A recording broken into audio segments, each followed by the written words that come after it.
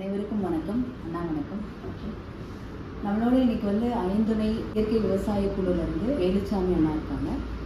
நம்ம எல்லாத்துக்கும் இருக்கிற காய்கறிகள் பற்றின சந்தேகம், சில விவசாயம் சார்ந்த சில சந்தேகங்களை அண்ணா கிட்ட கேட்கலாம் அப்படிங்கிறதுக்காக தான் இந்த வீடியோ காட்சி.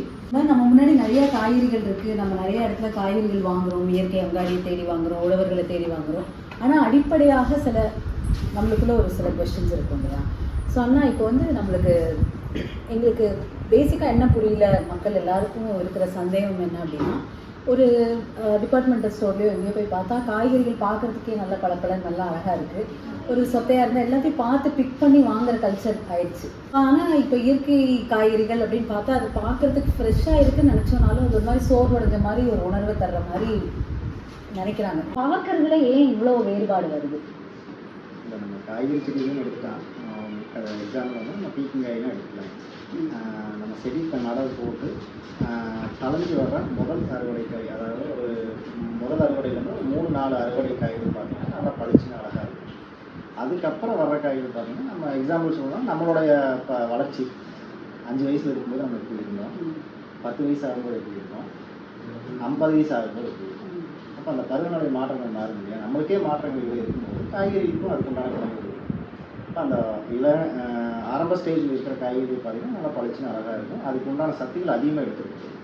அப்போ அந்த செடி முதிர்ச்சி அடையும், அதனுடைய காயோட தரமும் கொஞ்சம் கொஞ்சமாக மாறும். அந்த கிட்டத்தட்ட ஒரு பீக்கங்காய் ஒரு 1.5 அடி வருது அப்படின்னா, அதுக்கப்புறம் அடுத்த ஜெனரேஷன், அதாவது ஒரு 3-4 அறுவடைக்கு அப்புறம் 1.5 அடி வருது, 1 அடி தான் வருது. அந்த சைனிங் குறையும். கடைசி அறுவடை வரும்போது பார்த்திங்கன்னா ரொம்பவுமே சிறுசாக தான் இருக்கும், இன்னுமே சைனிங் குறையும். நம்மளோட வயது முதிர்ச்சி மாற அந்த செடிகளுக்கும் வயது முதிர்ச்சி, அந்த முதிர்ச்சிக்கு தகுந்த மாதிரி அந்த காய்கறி சைனிங்கும் அதுக்கு தகுந்த மாதிரி வித்தியாசம்.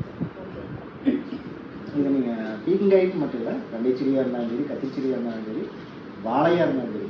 வாழை ஆரம்ப ஸ்டேஜில் முதல் அறுவடைக்கு வர்ற வாழை பார்த்தீங்கன்னா ரொம்ப அழகாக இருக்கும். அதே காடு அடிகாடுன்னு சொல்லுவோம் நாங்கள்.